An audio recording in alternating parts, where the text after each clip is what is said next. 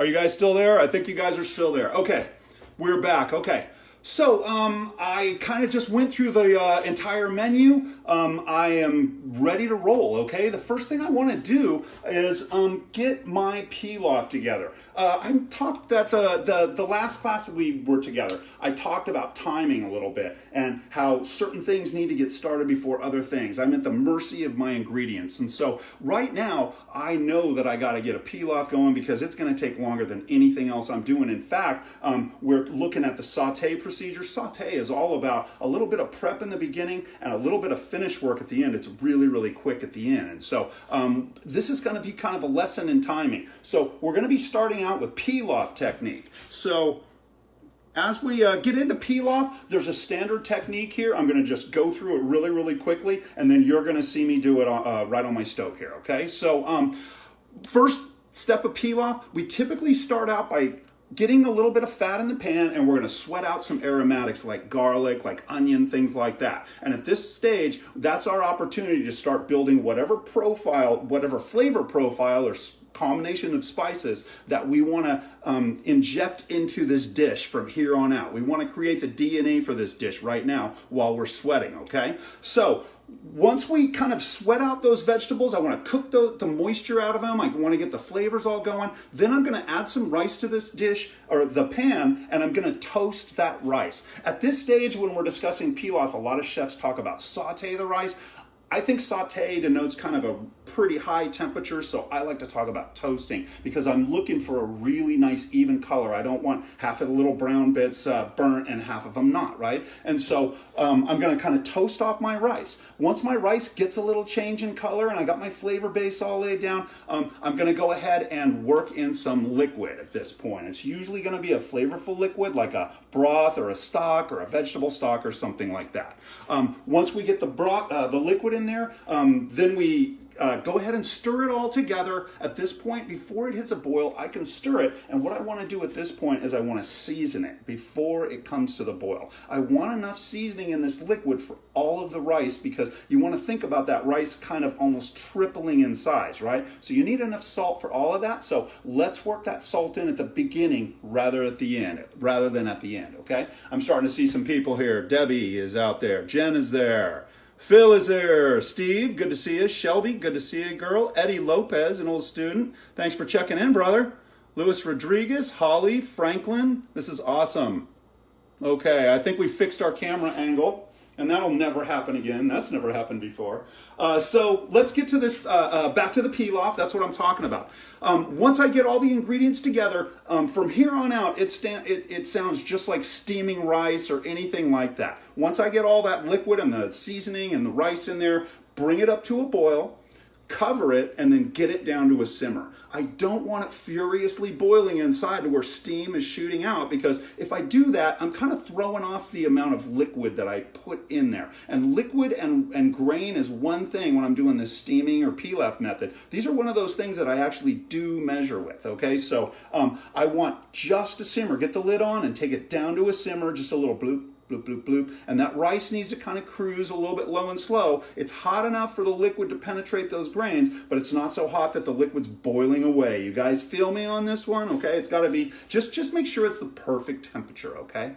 Okay, so the next thing is you're going to simmer that rice underneath that lid for about, oh gosh, it'll be about 18, 20 minutes or so, depending on the rice. I'm using a whole grain rice, a brown rice today, and it's going to take a little bit longer, so mine's probably going to be about 30 minutes or so, which is why this is one of the first things I need to get going, okay?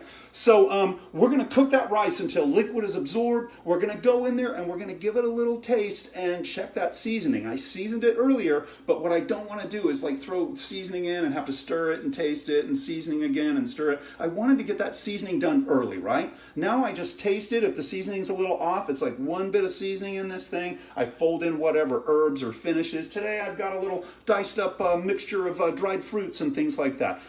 Something I always keep in my kitchen is, check this out. I keep just diced up dry fruit like raisins and apricot and cherries and cranberries and things like that. I always have a mixture of that stuff around. Another thing I always have a mixture of that I'm going to use today in my pilaf is seeds. I'll just get a mixture of seeds. I got some of those little pumpkin seeds and some sunflower seeds, just raw seeds in there that I'll toast off and just use in whatever. I keep that around all the time for a protein source. Last week we were talking about vegetarian diets and how you can use nuts and seeds as a protein source along with either grains or with beans and have a complete protein for your vegetarian diets, right? So just a couple of things that I keep around the kitchen, okay? So once I get this pilaf done, I'm going to throw these little tasty nibbles in along with my pilaf. I've checked my seasoning. I fluff that gently together, and then I go ahead and enjoy. That's basically the pilaf method, and I need to get that going right away, okay? So the first thing I'm going to do is I'm going to do another one of these because, hey, Jason, good to see you. Alvaro, good to see you. Pepitas, thank you for that, sir. Paul Brady, Alvaro, good to see you, sir. Good to see you. I'm going to have one of these. It is happy hour. It's a Thursday happy hour. Usually I do this on Mondays, but I'm just going to have a little sip out of my happy cup right now. And we're going to get into this pilaf, okay? So let me do a few little adjustments. I want to wash my hands. I want to get an apron on because I'm going to be searing and there's going to be a lot of ingredients flying here. So let me kind of wash up. And we'll get this party started. If you guys got questions, I think I can handle answering questions along the way at this point. If you guys want to show them out, throw them out there.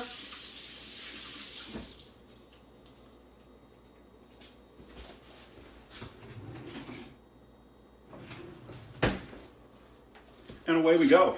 Let's see. Alvaro, yeah, good to see you, man. Scott Darbonnet, another old student of mine. Good to see you, sir. Hope you're well. Hope you're well. Jason, I hope you're doing all right. Say hello to your wife for me there, sir. All right. So I've got a few ingredients here on my counter, on my board, and like most of my classes, I am not doing my cuts ahead of time. You guys are seeing pretty much everything, okay? So I got a little bit of garlic on here, I've got some celery, and I've got some onion. I'm not talking big flavors here. These are really, really mild flavors. I'm going to go ahead and get these things minced up and into my pan. I'm going to start with a little bit of garlic. I'm going to start with just a tiny bit of fat in the pan. And today, I'm not going vegetarian today. I've got some rendered duck / bacon fat over here that I usually use for my cooking around the house. And, you know, sometimes it's got a little this in it and sometimes it's a little of that. It's kind of the way the old folks did it back in the day. It's the way my grandma cooked, and it's kind of the way I'm cooking now, okay? Yeah, good to see you, Scott. Good to see you, man. Karen, good to see you. Mr. Thomas, good to see you out there. And like I said, if anybody's got questions, anything like that, please throw them out there. We are talking about pilaf method right now, and we just kind of went through the basics of it, and now I am starting with laying down some base flavors here. We start by sweating, and sweating usually will start with a little bit of fat in the pan, as I was saying. And I'm going to go ahead and start up, as I said, with my little combination of bacon and duck fat. It's quite delicious here. And it's going to lay in a nice base flavor behind everything else in this dish. Allie, thanks for joining. Thanks for joining. Hey, if you guys are cooks out there, shout it out. If I'm missing anything in the comments, you can answer people's questions, right? Because I'm hoping we got some newbies here to cooking, and I'm hoping we got a couple of industry folks that are just curious. I guarantee if you guys have ever been to culinary school, a lot of this stuff's going to sound very familiar. This will be a good review for you guys. I'm hoping, okay? And if not, you can tell me so. I know how cooks are, okay? So I'm okay. I got a thick skin. All right, so I got a little fat in the pan. I'm going to throw an apron on now. About time. Oh, yeah. Carrie, good to see you. Mary and Carrie just rolled in. That's nice. And Allie. Okay, so my pan, it takes a little while to heat up this metal, right? If you got a good, solid, decent pan, it is going to take a little time to get that thing up to temp. And so I have got a pretty decent temp on this thing, but I don't want to get it too hot here because I'm going with garlic first. And really, I just want to kind of get that garlic just infused into the oil. I don't really want to saute it or something. Saute is kind of intense. That's high heat. So I'm kind of easing off on my temp. I gave it a good blast in the beginning, but now I'm down to like 3 out of 10, okay? It's pretty darn low. And I'm just throwing in my garlic. and I just sliced it up. I'll kind of get the camera down there. You don't want to look at me. I think we're lined up pretty good on things. Next, I'm going to get some onion ready. In the last couple of vids, I've been talking about doing a ciselé onion where we cut horizontally a few times. I'm going to do this one pretty fine. I want my onion to kind of cook down almost into the rice. So the ciselé, now I'm going over the top of the onion. You've probably seen this sort of thing before on food TV and all with the fancy chefs. I love the fancy lads. And now I'm going across the face of that onion. And this will give me a rough chop. And this is going into a bunch of rice. I'm going to run my knife through this just a few times. You can kind of see my second hand there is making that claw, keeping those tips underneath. And I stay out in front of the blade. Now, that's a pretty good amount of rice, and notice that I've cut it up. By the time this sweats out, that rice is just going to like disappear into that pan. The onion is just going to disappear into that rice in the pan. So I'm throwing it on into the pan. The oil has been flavored by that garlic a little bit. And now, that garlic flavor is going into the onions. The onions are adding their flavor to the fat here. Oh, hey, Nana. Good to see you. I like that name.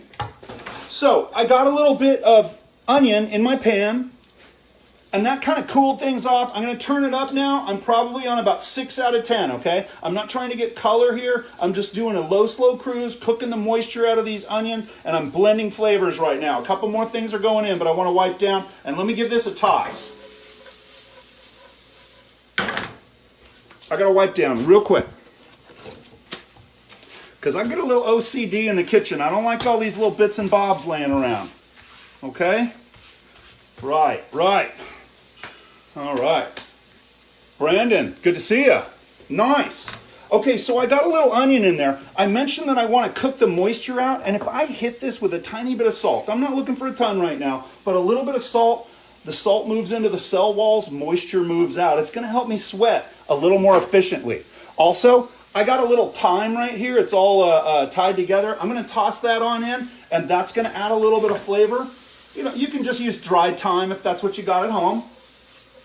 I should mention we're laying down like classic like French flavors here. You know, the thyme, the garlic, onion, you know, bacon fat or butter or something like that, right? Let's see. Any questions? Anybody got questions out there?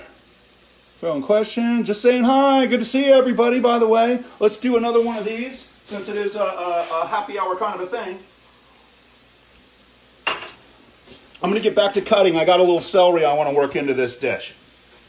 Celery isn't a big flavor, but it's a nice background flavor that kind of ties things together. I'm going to ease up on my heat, because I'm cutting and I'm talking. I'm going slow. I kind of cut my celery in half. I cut it down so I can cut straighter lines.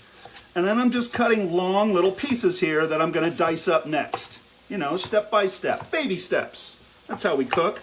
And then I just go across the face. If it's hard to do a bunch of these, kick a few aside and just do a few at a time. When you're using your chef's knife, it's a rolling motion. You guys see that? It's like a choo-choo train, right? It's like that piston on a train. And as long as you keep that second hand, you keep those fingertips underneath, you're not going to cut yourself, okay? Still cutting celery here. I got a little more. I broke it down so I could, I'm going to turn this heat down a little. I broke it down so it's just easier to kind of cut across this and I can get a little more accuracy. If you try and cut too many like this, it's, you start messing it up. Okay. So there's a little bit of celery, okay? And now I'm working that in with the onions. Notice how I'm not cutting everything up ahead of time. It's like I start with the first ingredient I need, I throw it in there, and then while that's kind of working, I'm